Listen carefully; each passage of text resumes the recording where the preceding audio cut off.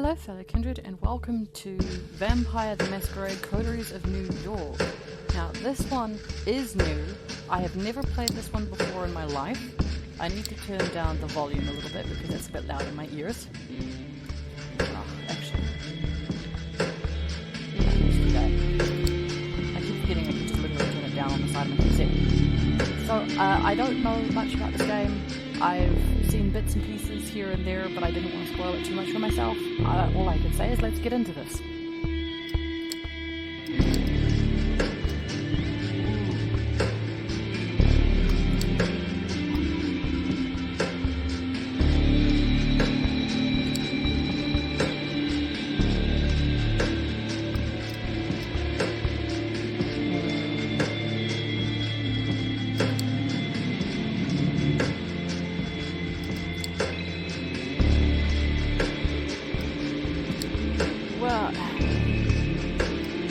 It's tough.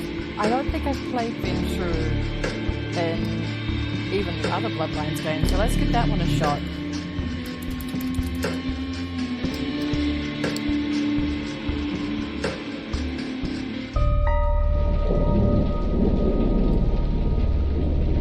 York taught me to believe in fate.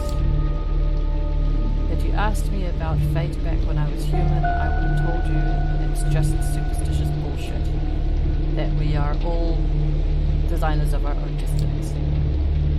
That belief shattered when the richest woman in the United States, the actual richest, not the face you could have seen in the papers, sank her teeth deep into my neck. It happened in the very same place you're standing right now, by the way. Fate, you decide. Please, there's absolutely no need to be hostile. Just listen a little longer. See, my mistake was that I flew too close to the sun. It makes sense that my punishment was to never see it glow again. I was incandescent myself. I was hot shit. I had it all. Money, looks, confidence, connections, men, women, a career, and a spark in my eye. The one you need to be born with. That's when someone far more powerful than me saw my radiance and thought, that won't do. She robbed me of the light erupting from within and gave me a subtle, endearing gleam into place. She decided that would fit me much better. She was a 9th generation kindred, just like you, an apex predator. She probably enjoyed teaching me the peak of human excellence. My real place in the food chain. It was such an eyesore when you look at some loudmouth, braggart, and see them for what they really are. The temptation to teach them a lesson can be unbearable. Well, my sire's lesson was a lesson about fate. A message saying you're eternally doomed to be at the mercy of your sovereigns. It almost drove me to destroy myself. What saved me was the ability to reinterpret her teachings. Hers wasn't a message of doom, it was a message of hope. Fate exists, and one can shape it if given the right tools. My sire didn't believe my tools were fitting for the job. She considered them toys, and me, just her amusing subject. Well, she's deader than dead now, and I'm standing right where she stood when we first met. You might have wondered how I've learned about your arrival to the JFK airport. My answer is, of course, destiny. As luck would have it, today happened to be the day some of my associates were inspecting coffins. Driving you here straight from the plane and having you wake up in such an unfamiliar place was a little desperate, and I do apologize for it. But it is so rare for you to visit New York. 3 times in the last 15 years, was it? And you're never eager to inform me you're here. I understand you still have that meeting on 53rd Street later tonight, so I'll provide a comfortable transport. I value our relationship very much, don't get me wrong. But it's precisely because I value that I'm going to ask you to repay the favor you owe me. the only one I'd trust to do the job well, and without attracting attention. You might think I'm crazy asking you to breach the rules of our society like this. You might think it's impossible to get away with it unpunished. But this is New York, and I don't know about other cities, but in this one, fate really exists. And right now, it's smiling in your favor. This is how it begins. Okay, so point and click story-based game. I wish there was like subtitles that read themselves. It's a bit of a pain for me to have to keep reading everything, especially since I know I'm going to flub sentences so bad. I bet you there was a couple words in the previous thing I was just reading that I said wrong. But who knows? Okay, my phone's ringing. It's my boss. The setting sun that filled your high-rise office an hour ago is gone. The city looks like an ocean of light out here, spreading from miles to the north. Back up. You're about to call it a day, forget about the world of fintech and decompress at home. No dice. One of the investors wants to meet you. His voice, as always, a perfect mix of authority and sleaze. He'll come by your office in an hour. Look at the clock. An hour? It's gotta be kidding. Yeah, I know, but stick around. He's a heavyweight. You'll want to make a good impression. Fine. You grit your teeth a little. The boss hangs up.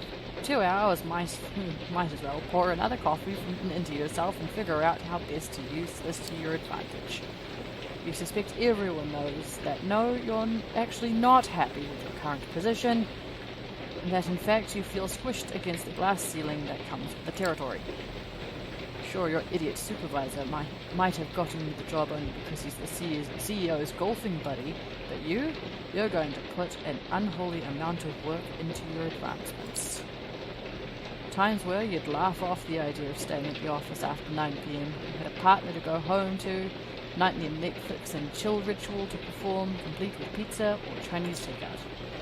Ever since you moved up the ladder, though, your hours have gotten longer. Food? Mostly the company cafeteria, sometimes takeout, always in a rush. You praise the heavens for your crazy metabolism and dread the day it finally decides to give up. The rest? At this point, the cleaning lady who takes care of your apartment probably spends more time in your bedroom than you do. You flash back to your boss quoting Shakespeare to impress his new, extremely attractive and uncomfortably young secretary. For some must watch, while some must sleep. So runs the world away.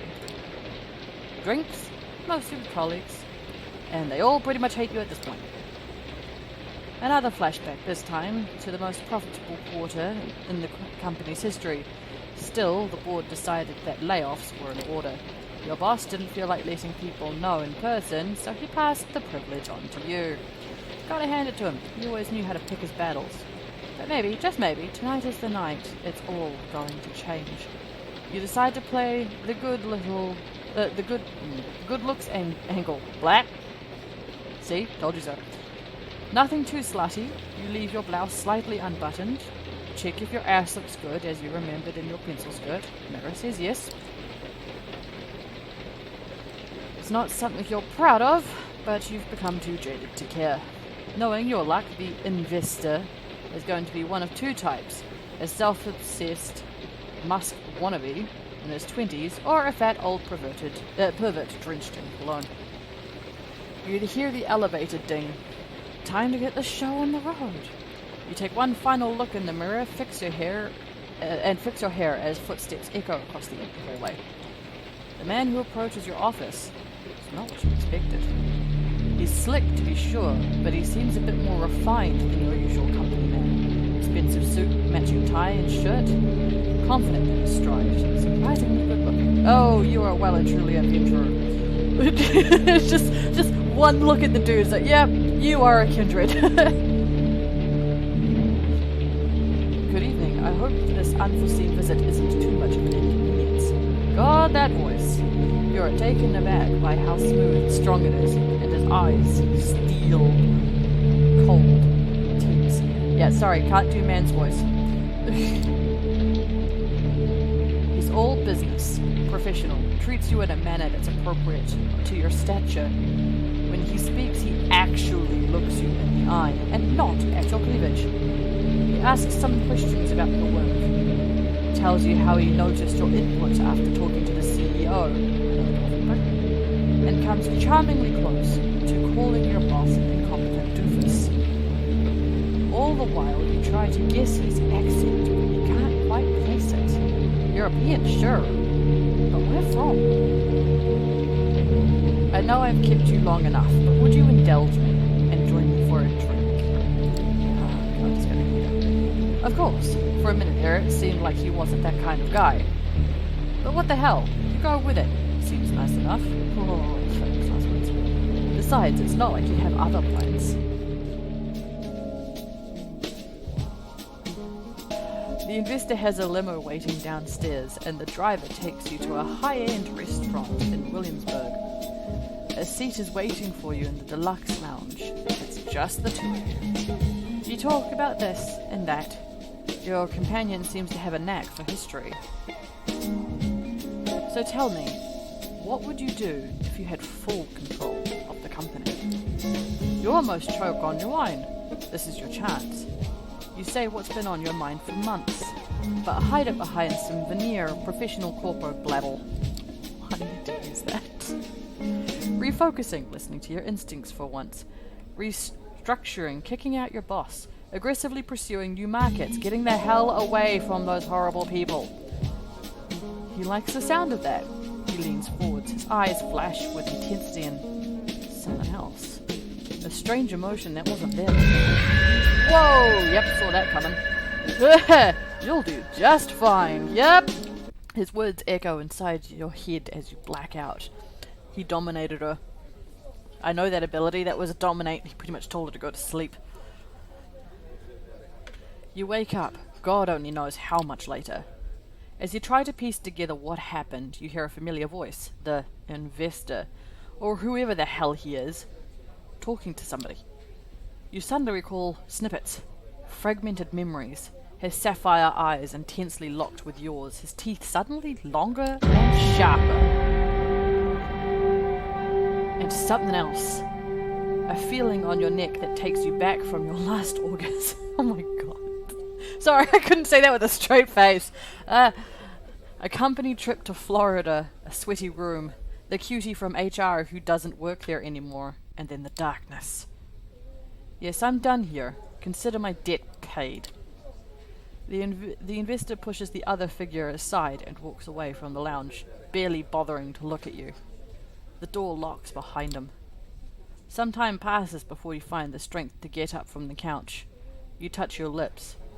Blood? Did that asshole hit you? You try to stand up, but your head is pounding and your stomach is heavy. It's like a heavy knot, pulling you down. You didn't have that much to drink. He must have spiked your wine. This is bad. You frantically check your clothes. Pristine. It doesn't make any sense. All of a sudden, a feeling hits you like anything else you've ever felt before. You fall through the floor, writhing in all-encompassing pain and hunger. The kind that makes your insides burn, that can't be denied. You try to calm yourself down with the breathing exercise they taught you at some bullshit mindfulness course. That's when it hits you. You're not breathing. And holy shit, your heart should be jumping out of your chest at that realization. But it's not moving. Not even a beat. The door unlocks. You hear a startled voice. A man in a waiter's outfit, his accent thick with Eastern European harshness, leans over and asks if you're alright. For a brief moment, you wonder what the hell he's doing here. Everything's wrong. Then his smell reaches your nostrils. It's intoxicating. Everything feels right again. He holds out his arm to help you stand up. You grab it, firmly, with both hands, and then you bite down. You sink your teeth right next to the old-school pin-up tattoo of Rita Hayworth on his arm. It takes you a moment to process what you're doing. A part of you wants to break away, but a stronger voice implores you to keep drinking. One thing is clear. You are enjoying this. He only struggles a little, but quickly falls to his knees. You can see his eyes now, pale blue and confused. You only bring yourself to let him go once he collapses onto the floor. Your bite leaves a mess on his forearm. Poor Rita, all bloodied, missing half her face. Did you just drink this guy's blood?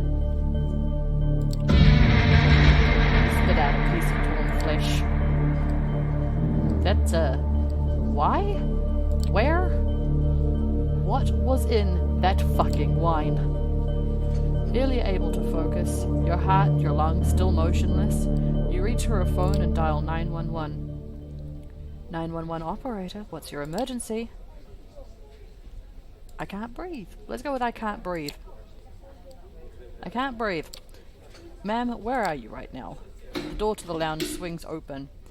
The man who enters is not the one that brought you here, though there are similarities. He is tall for one, broad-shouldered, handsome, dressed in an immaculate suit, but his skin is darker, and the look on his face tells you he's not here to negotiate a deal. He notices the smartphone in your hand. You look like a combination of Beckett and Laughing Jack. Pass me the phone if you want to live. The man's voice is persuasive, calm, but carrying clear threat. He's got an aura of a viciously efficient corporate shark. Sorry, I had to pause for a moment there. You find it hard to argue with him. Ma'am, hello? I apologize for wasting your time. My new colleague got drunk and now is trying to impress everyone with her antics. Good night. He disconnects the call and places your phone in his pocket. For whatever reason, you can barely take your eyes off the stranger. As hypnotizing as his presence is, though, it is also highly discomforting. Good evening, miss. I'm here to pick you up.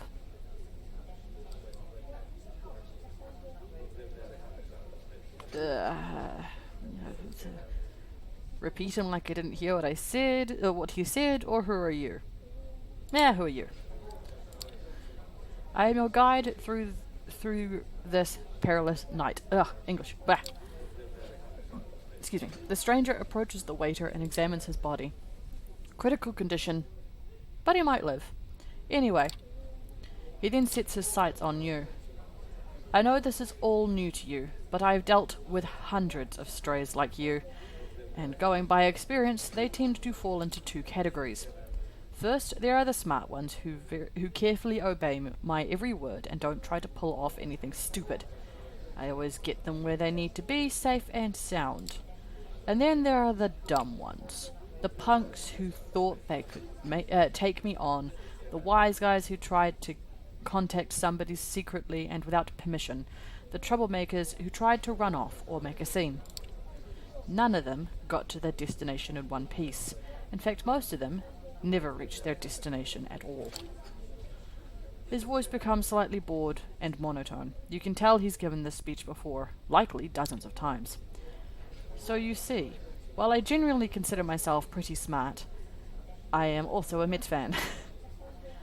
It is my one true weakness, one that inspired me to come up with a 3-strike system when dealing with pups like you. If you get on my nerves once or twice, well, I understand. Not all of us perform well in stressful situations. But cross me 3 times and you're out. No excuses, no forgiveness, no mercy. As he's talking, he slowly approaches you, adding a bit of theatrical swagger to his walk. Eventually he leans in, deliberately invading your personal space. You realize it's a test. He's daring you to do something about it. 3 strikes, and you're out. Say, I understand, sir. Now. Every atom in your being screams for you to obey his authority. Fuck you, sir. Yeah, that sounds like something I would do, but I don't exactly want to get punched. Let alone diablerized. Fuck it. I understand. Stick to that tone and you'll do just fine. Moving on. Yeah, so, I'm going with it because I'm a fledgling. I am a newborn. This guy could kill me as if I was still mortal. So, let's not, rustle some feathers yet.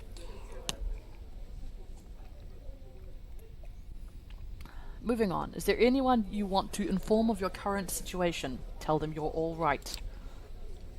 He flashes his fangs briefly, and for some reason, the sight sends a chill down your spine. There is something very wrong about him. No shit, he's a kindred. Someone closest to you.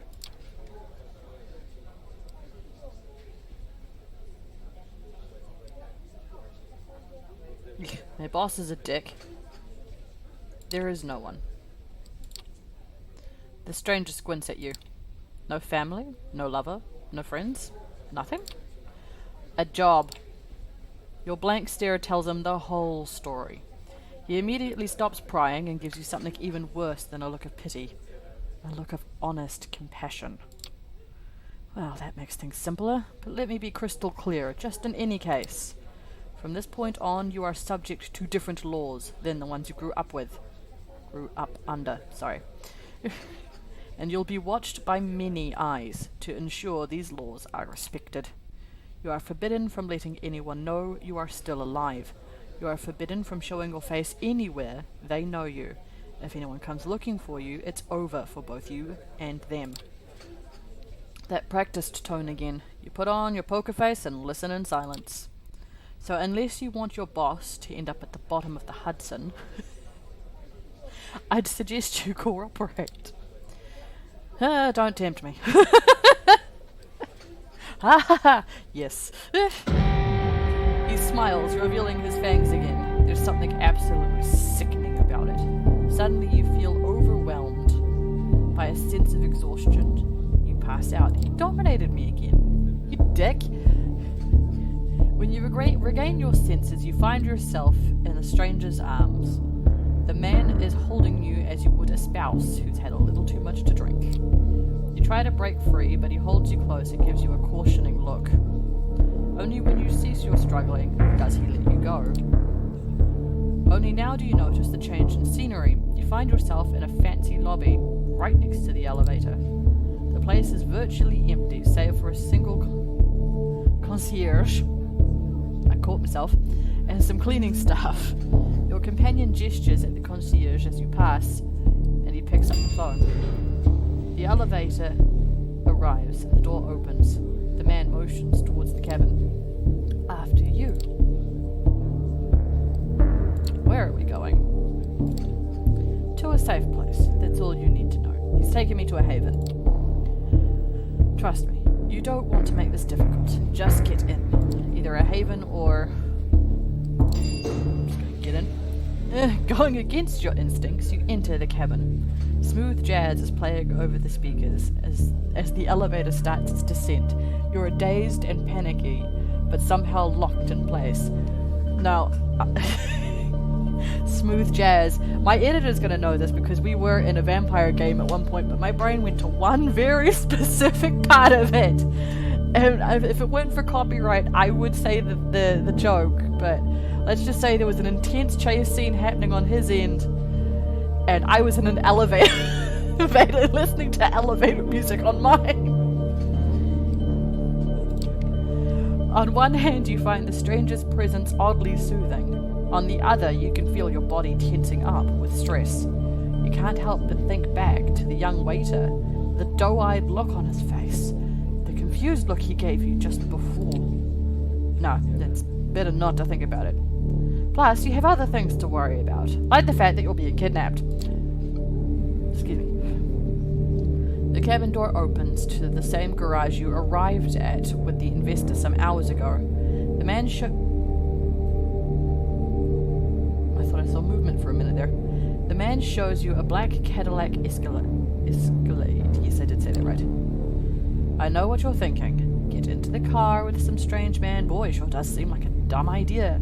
Maybe I can make a run for it. I might be able to lose him. So, I did see movement. Something over here. It's catching my eye every few seconds. So let me be perfectly clear to you. Well, perfectly clear. Your best bet is to get in, relax, and enjoy the ride. Yep, there's a person walking past. Do you think the waiter upstairs, is he gonna be alright? Yes. You look him in the eyes and can immediately tell he's lying. No more questions. Get in the car, please. I'm gonna get in. Seems like the worst idea ever, but this man has made it very clear that you have no choice in the matter. Here, you run for it, he kills you.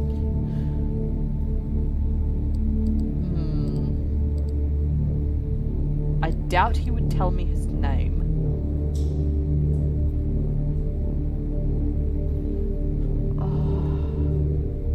But I know he's not going to hurt me so long as I cooperate, because I get the feeling he's taking me to a higher up, or a haven. Yeah, fuck it, let's go for his name. Can I at least know your name? You'll know it when the time is right. Yep, fucker. He takes a glance at his expensive-looking watch. Listen, you really need to quit stalling. We're on a bit of a schedule here. The sun comes up in about 2 hours, and I don't intend to be here when it does.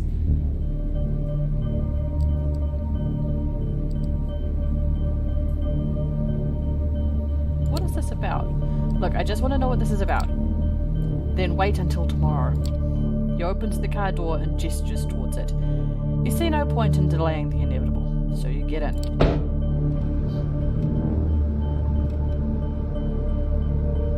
That's a nice touch. His eyes are flicking back and forth between me and the road. The door locks behind you. The Cadillac is almost entirely dark.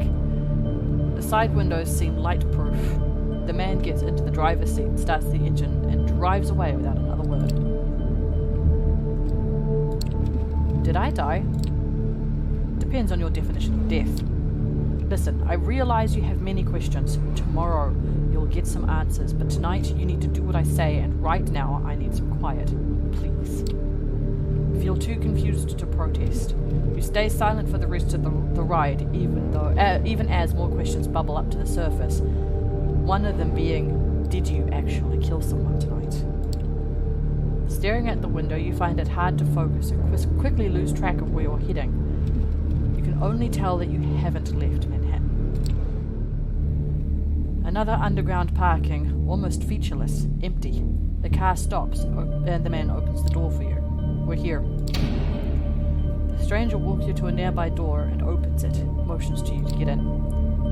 Go in, make yourself comfortable. If you get hungry again, take a look in the fridge. I'll pick you up tomorrow, and you'll get answers. Behind the door is a small room. No windows, just a simple bed, a single light bulb hanging from the ceiling, and a small fridge is humming away in the corner, accompanied by a rattling AC fan on the window. And where are you going? I have to make some arrangements for tomorrow, of course. Look, this room is your best chance of seeing another night.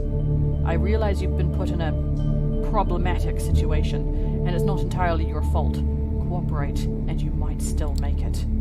You will learn more tomorrow, but for the time being, get in and get cozy. He gestures inside the room. I'm gonna step in. You step inside. The stranger nods. Good night. He locks the door behind you. It looks very sturdy. You open the fridge and see a single plastic bag there filled with red liquid. Lipstick. Why was I going to say lipstick? No label. Tomato syrup. You feel sick to your stomach. Best leave it for now. You lie down on the bed. It's a simple mattress on a metal frame. At least it's not too filthy. You think back to how this evening began. The investor. Is he friends with the dark-skinned stranger who picked you up from the restaurant? What happened now? Unable to relax, you spend an hour or so playing out various scenarios in your head. Eventually you decide to give in and let exhaustion take over whatever tomorrow brings. You'd rather face it well rested. Plus there's no way in hell your boss isn't going to notice your absence tomorrow. That and maybe some of the restaurant staff will feel a pang of conscience. Someone will notify the police. Someone will find you, right? You flash back to the waiter's tattoo. The bloody Rita Hayworth, winking at you over a pale mess of wound. You did this. You bit him. You drank his blood, and it tasted good. What if you can never go home again? Your so tired your entire body tenses up one last time, and before you know it, you drift away into oblivion. You wake up. That in itself is a surprise. You barely remember when you drifted off, and it didn't feel quite like sleep, more like plummeting into an endless void. You imagine that's how death feels like. It's because it actually was. God, this is a lot of reading. The room is unchanged. The lamp is still on, the AC is still rattling, the refrigerator still humming. You take a look at your watch. It's almost 9 p.m. You've slept for 17 hours straight. Maybe you died. Your breath is gone. You feel no thumping in your chest. Does it qualify you as dead if you're still conscious? Excuse me. You're not sure about that. Excuse me again. But you're certain about one thing. You're hungry. It's not your stomach rumbling, though. It's a need that starts somewhere from your abdomen and spreads through your chest, throat, the back of your head. You open the fridge. The bag is still there. You take a closer look at it. If it is soup, then it's the color and texture are off. You pull the cork out and take a whiff. You recognize the smell immediately. Holy shit. There's no mistaking it. It's bag blood. The smell is faint. You remember some situation in the past where you found it nauseating. But now it's almost... No, not almost. It is enticing. Yep, drink it. It feels wrong, but oh so right. Sorry. It feels wrong, but right now there's barely anything in your life that doesn't. To hell with it. You pour a bit of the liquid into your mouth. It tastes like shit. It's coppery, thick, clings to your tongue and the inside of your mouth like a film of dirt. You swallow hard regardless. Oh yeah, Ventrue are blue blood drinkers, so if it's not from a certain class of person, apparently they hate the taste of it, or something like that. I don't know, it's kind of how it was with Bloodlines. I don't know if it's the same in this. The taste is foul, but somehow you kind of want more of it. As you take a second sip, sucking the blood out of the bag, you feel something pull on your inside. You double over. You're gonna barf! You instinctively cover your mouth looking for a place to vomit. Before you find it, a dark red wave washes over your hands and fingers and hits the floor, splattering in huge, thick drops. You keep heaving for a moment longer. Nothing is coming out. Not blood, not bile, not even spit. But still something in your body wants to push it out. Push it all out, every last drop. As you recover, trying to wipe the droplets of regurgitated blood from your dress, you hear the lock click and see the door open. Standing there is the well-dressed stranger you met yesterday. Immaculate suit again, that predatory look like a hawk on the hunt, but somehow more relaxed tonight. So, like a tamed hawk, maybe? Good evening. How was... He notices the splatter, your red hand, and the sick look in your face. He can barely contain the smirk. Oh, was the cating unable to satisfy your exquisite taste? Apologies. Offer him a drink. You can't tell me you can drink this. He takes the bag off your hand and pours the contents into his mouth.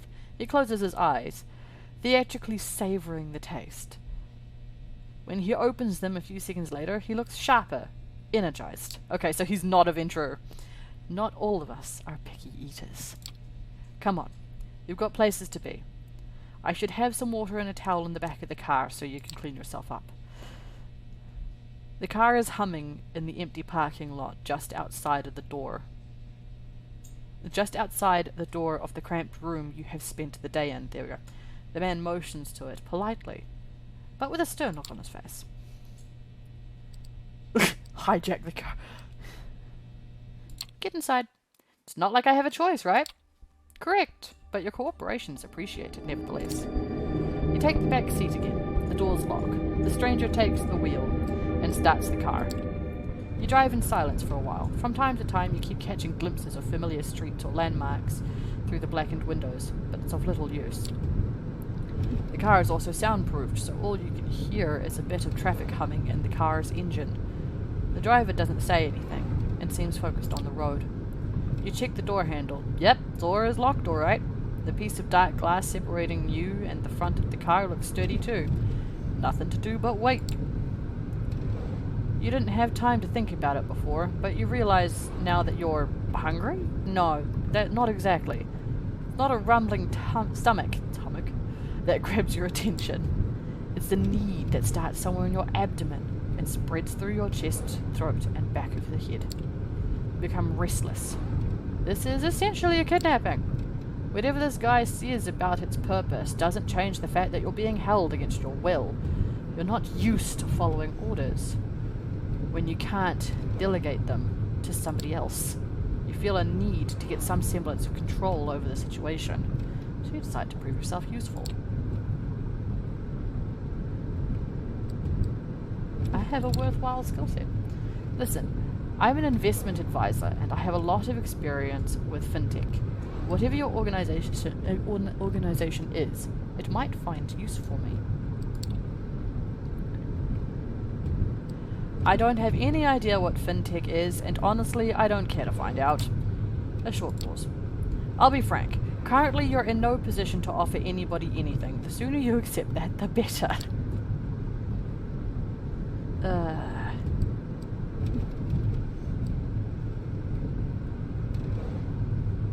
I don't want to do any of these. Ridicule the lack of ambition. Big words for somebody's dedicated errand boy. I wonder if you'll ever achieve anything. You push the right button. It gives you an absolutely ferocious stare in the rearview mirror. For a second, you spot a crack in his professional demeanor. You don't know anything about me. You have no idea where I'm coming from or where I'm headed. For a few seconds, he quietly fumes. Your attitude won't help you make any friends, and in your current position, you definitely need some. Consider that, preferably in silence. That dull hunger strikes again. The powerlessness hurts. You are used to people listening to you, or pretending to care about your demands at least. The driver does not play that game, and it annoys you to no end. It takes you another 20 or so minutes, to get to your destination. As the door opens, you try to get your bearings. You're still in New York, that much is for certain. Queens, maybe? After me. No sudden movements, please. You approach a nice-looking building that houses a 2-story gallery called the Art Hall. 2 large men in suits flank the door both sides. They give your companion a nod as you approach. Prompted by the stranger guiding you, you walk inside. Oh. Some nice art. Oh, that music. That takes me back to Bloodlines. The gallery is full, which is unusual at this hour, to say the least. About 24 faces fill the showroom, and a number of waiters navigate the gathering, serving drinks. All of them are beneath the guests' attention. The visitors are well dressed for the most part, but it's unclear what they've gathered here for. Nobody seems particularly interested in the art pieces on the walls, and the atmosphere is polite, unnaturally so. Many guests turn to look at you and the stranger who brought you here. Their glances are varied. You see an open contempt on a few faces, an animated interest on others. Most of the eyes in the room calmly observe you, as if wishing to appraise your worth. This reminds you of your company meetings.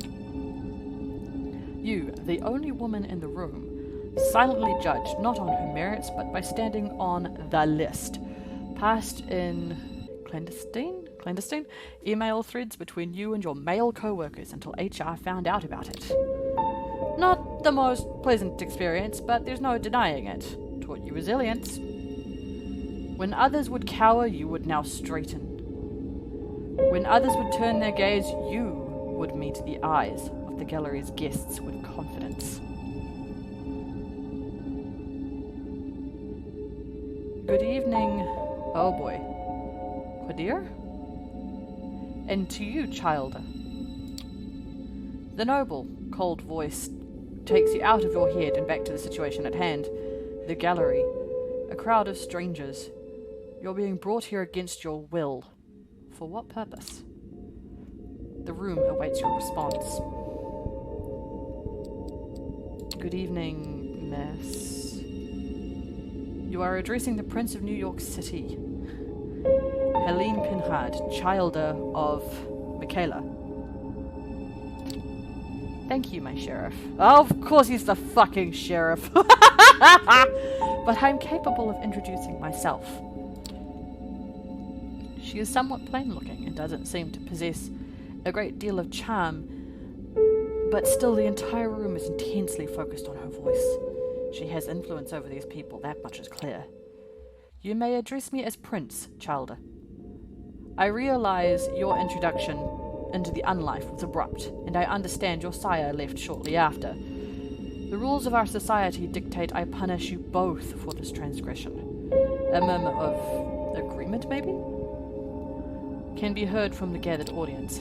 But I am willing to listen to what our loyal sheriff has to say about the circumstances of your embrace first. Embrace, is that a euphemism? Maybe I don't understand. Wait, I'm confused. What are you saying? I think it shall become clear momentarily. You were pushed headfirst into a world you have not realized the existence of. But before you can partake in it, there needs to be trial. You are about to be judged by the court of New York City. Could you please tell us how you have found this fledgling, and what happened on your way here? Court? Prince? Is this some kind of secret society make-believe? A trusted informant who has chosen to remain anonymous at this time tipped me off about a suspicious kindred appearing in one of our domains. Upon investigating, I found them gone, but this fledgling remained in their place. A reservation made in a private lounge of the partition suggests that this one's sire had plenty of resources to spend. However, they're apparently also well connected. I lost track of them. Despite some reservations, she offered little resistance last night and cooperated on our way to the safe house. I was pleased to not have to force her compliance. Opening the door to the safe house tonight, I was greeted by the most disturbing sight of her drenched in regurgitated blood. Apparently the bagged supply we kept in the fridge was not to her liking.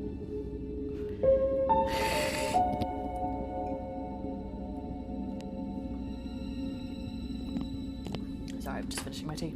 The remark of elitists and contemptuous chuckle from one of the gathered guests as they note the remains of the blood on your skirt. It was not an elegant sight, but that hardly matters, I suppose. Moving on. We had a quick chat, but wishing to appear here post-haste, I urged her to join with me, which she did without struggle. A pleasant departure from my unusual routine, I must say. During our drive here, she showed me her fangs, metaphorically speaking, posturing as if we were equals, insulting me when it didn't work. I refrained from causing her physical harm, but I expect her ego might still be a bit bruised. He looks at you and flashes a nasty smile. The story ends with us arriving at Elysium tonight. All eyes are on you again. You take special interest in one of the faces. It's a beautiful woman with curly, almost blood-red hair, and a dress to match. You see her whispering with some bespectacled man with an absent-minded look on her face. His face! Who is she? You wonder. Thank you, Quidir. I take note of this fledgling's behavior and will take it into consideration later. She turns her attention to you. First, there's the matter of your sire. The person who brought you here. Brought you where Quidir picked you up last night. Who were they? A handsome businessman. An entrepreneur, acquaintance of my boss, I think. Good-looking, pale blue eyes, some grey in his hair. Charming, abusive, cold son of a bitch. You feel tired and angry. This whole situation, spending the day underground in some underground parking lot, having to bear looks from a room full of strangers, is almost too much for you to take in stride. There is no reason you should take it in stride, but you do, because there is one thing your professional career has taught you, is that. All because of that asshole, whoever he was. He never even gave you a name, a card, or nothing. Well, Quidir, does that sound familiar? No, it does not, or at least not familiar enough. I will continue to search after we're done here. He talked to somebody at the restaurant before he left. I can't remember what he said, but he wasn't alone. Maybe that's a lead you can follow? Did he now? That's interesting. I do hope the proprietor won't stay mad at us for losing one of his staff. It's almost like he knows the weight his fate is still bothering you, and takes pleasure in pointing it out. Thank you for that observation. I'll investigate it later. What shall I do with the fledgling, my prince? What is your recommendation, my sheriff? No, the tradition's clear. Thou shalt only sire another with the permissions of thine elder.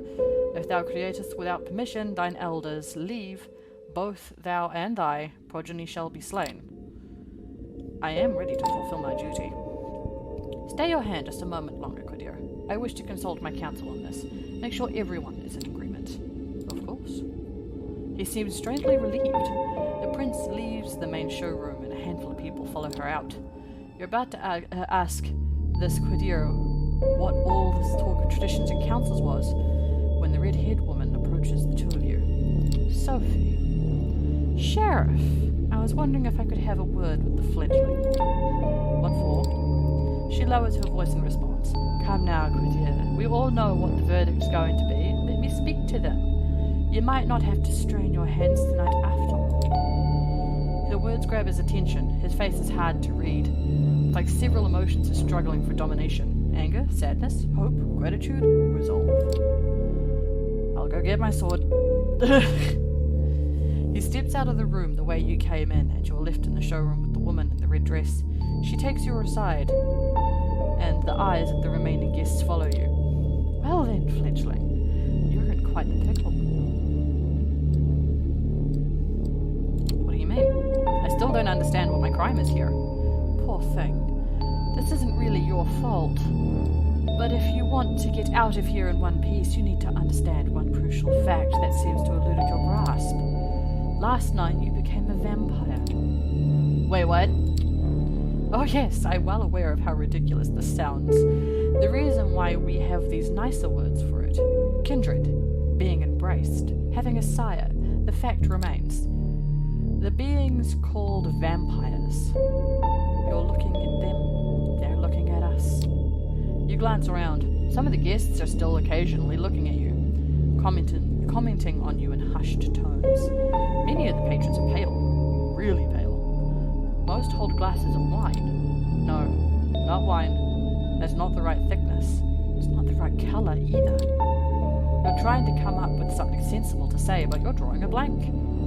It makes a morbid kind of sense why you drank blood last night. There's no denying it. And your breathing still hasn't returned. Your heart still remains still. A vampire. Two voices in your head start battling for supremacy. One of them slowly begins to put everything together that happened yesterday, coming to the conclusion that no matter how insane it might seem, but nothing but what she's saying makes sense. And the other voice keeps saying, what the fuck, on repeat. You're surprised. That's often how it is, how it plays out by design. Qadir deliberately keeping you in the dark and all. If we do nothing, you'll be cut down, as sure as the day follows night. But I'm here to offer you a chance, a way out, under one condition. I will take you under my wing. If you're lucky, the prince will be in a good mood tonight, and Qadir complaints about your behavior won't influence her judgment. The society values docility. She might agree to this, but only if you swear fealty to me. I'm not making this offer lightly. As your patron, I will take responsibility for you. Your actions will reflect on me. If they reflect negatively, well, I make sure you face the consequences. What happens if I agree? Suppose I say yes. What happens then? You survive, hopefully, or not, depending on the prince's whim. I'm giving you a chance, not a guarantee. But if you take me as your patron, I will be your guide in this new reality, and you will assist me like a child would a sire. Steps and hushed voices can be heard from the side of the room. It seems the prince and her counsel are returning to the showroom. Qadir appears from downstairs as well and starts walking towards you. When you hear the verdict, ask to be spared. I will intervene. Remember my condition. She flashes a heart-melting smile towards Qadir, who does not smile back. The sheriff's immaculate suit is now complemented by a curved oriental-looking metal scabbard, fastened with a colourful sash around his waist. It would look vaguely ridiculous if it wasn't surprisingly intimidating and foremost. Quadir takes his place next to you and observes as the prince takes center stage again. Loyal kindred of New York City Camarilla gathered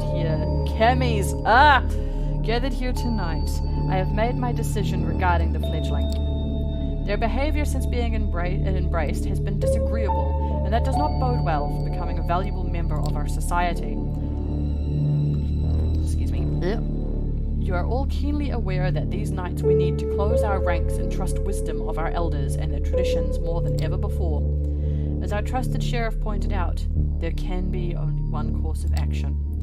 Although I acknowledge some of my council's divergent opinions of this, she takes a look specifically at one of the people who left the room before, a somewhat plainly dressed, shy-looking man whose skin is somewhat a healthier tone. He bows his head in indifference.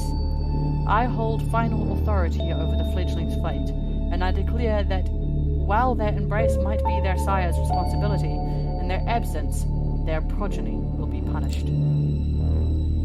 The sentence is final death, to be resolved presently. Quadir? You hear the scraping sounds and see that the sheriff has unsheathed his curved sword. It is a beautifully detailed blade, which you expect must be worth a small fortune. Its apparent sharpness makes you freeze up. 2 outs, bottom of the 9th. His quiet mumble is audible to nobody but you as his eyes meet yours. You note a hint of sadness in his.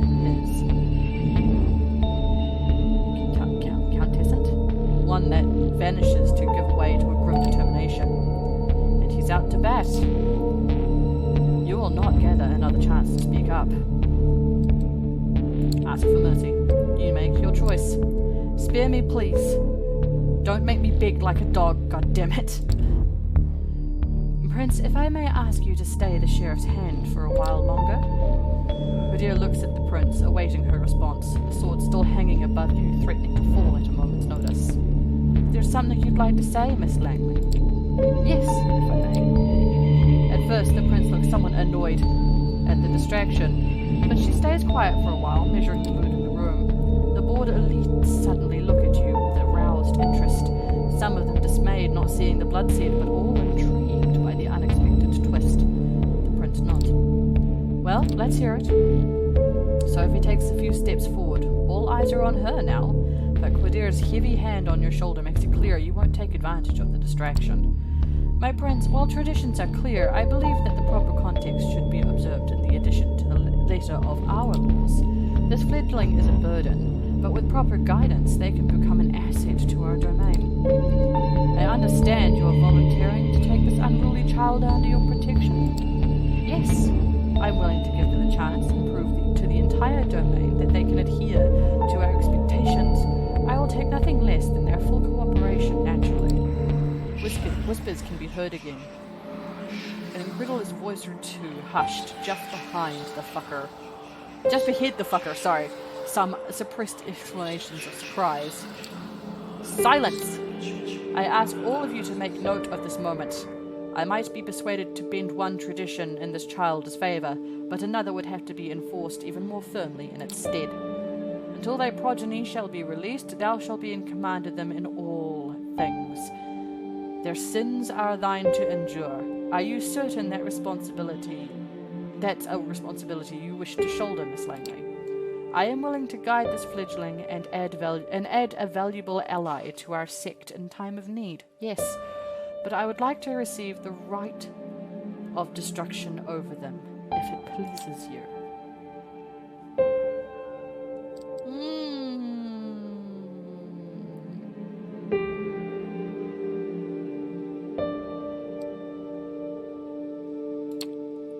I'm worth keeping alive, Prince. Give me a chance to prove myself. That remains to be seen, but I do take notice of your tenacity.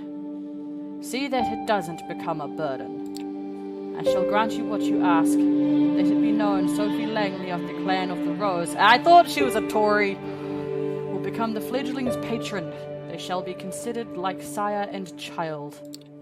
Ms. Langley will take full responsibility for them, and I grant her the right of destruction if she sees fit to use it. Let my intention be clear, however. If I am to turn a blind eye to one of our most important traditions in this occasion, I expect it to be beneficial to the Camarilla. Substantially so. I hope you find this verdict satisfactory, Miss Langley. Of course, Prince. Thank you. Very well. She turns to you. What is your name, child of... Lithia, Prince. She nods. Welcome to the Camarilla. Okay, so, for people who don't know, this is the Camarilla.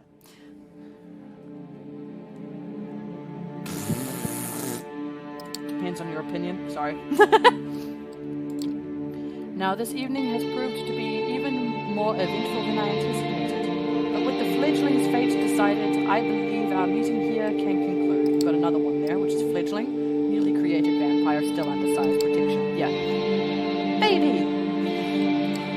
Thank you all for appearing on such short notice. Give my regards to those who couldn't make it. Would you, a moment of your time before I let you return to your duties?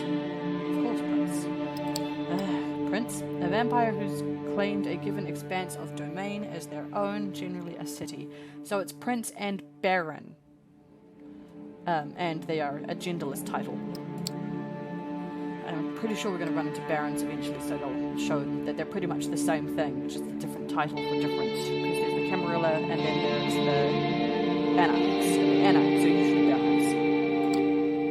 He shoots you a side glance that doesn't leave much space for interpretation. You will be watched, you will be judged, and need be, you will be punished. The two of them leave the gallery.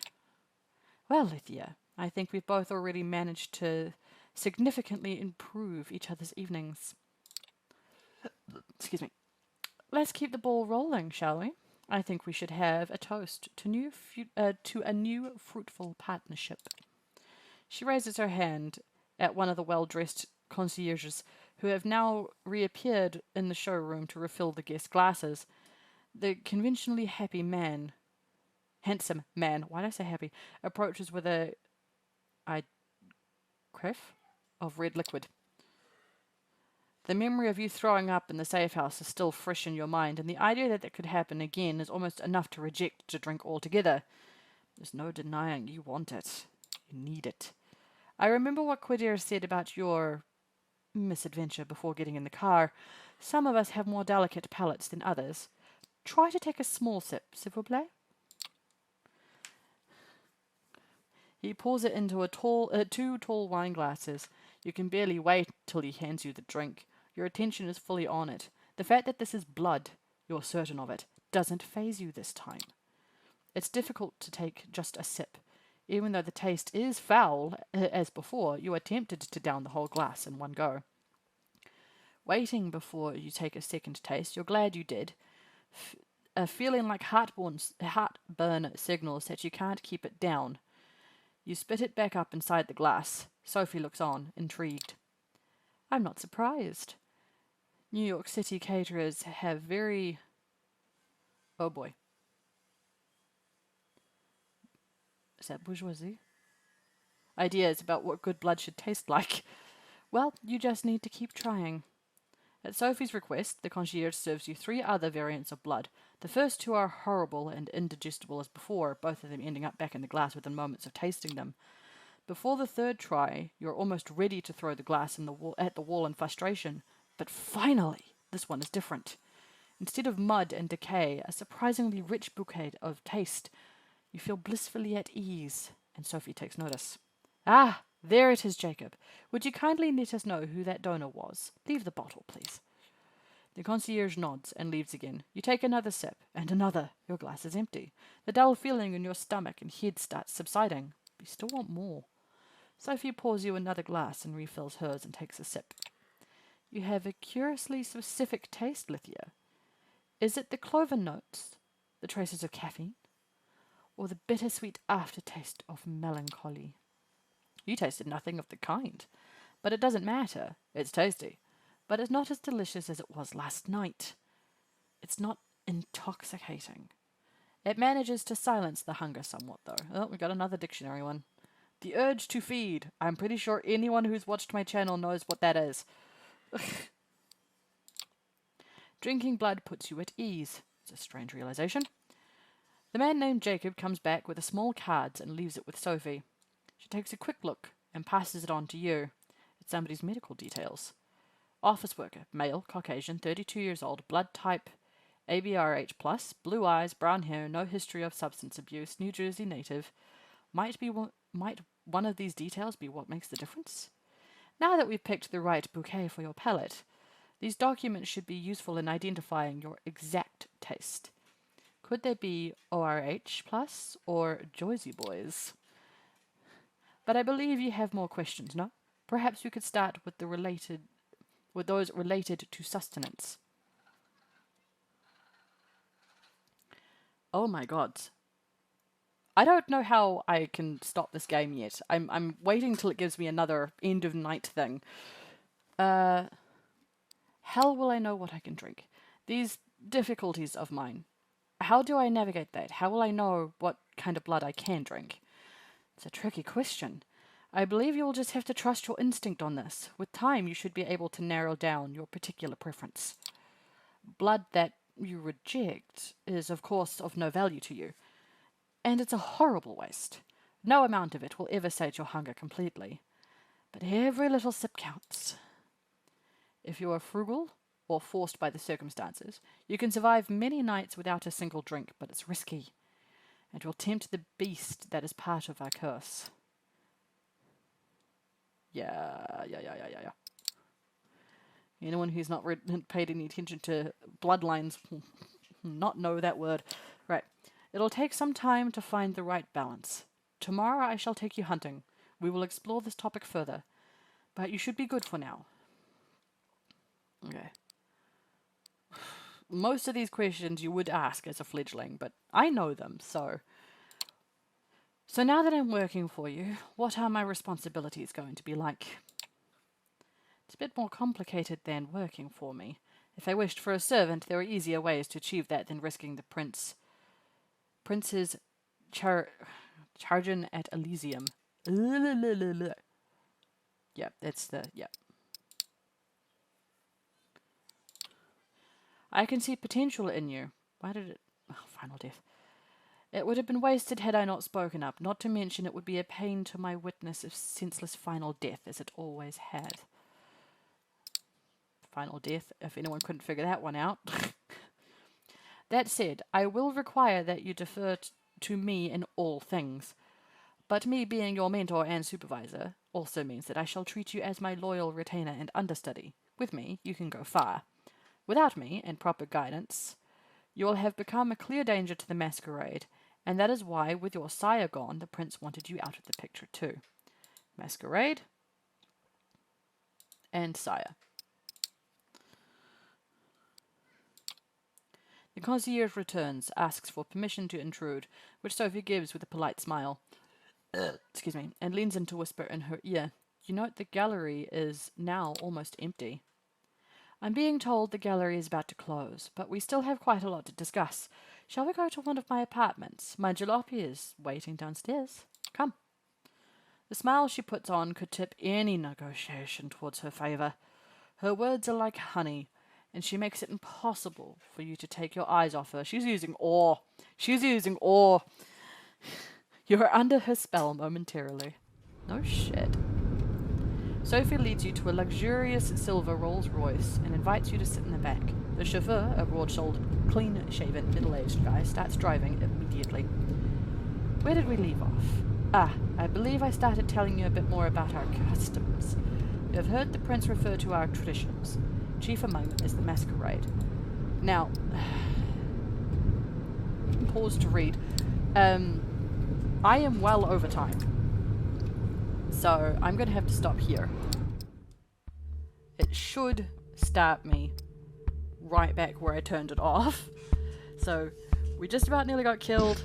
We've been taken in by a toreador. And it sounds like our sire was hired to cause trouble, considering what he said when we were sort of regaining consciousness again after being embraced. So with that, I hope we all enjoyed. That was a lot of reading. I'm sorry for stumbling over my words a couple times. The longer I have to read something aloud, the harder it is for me to actually keep up with it.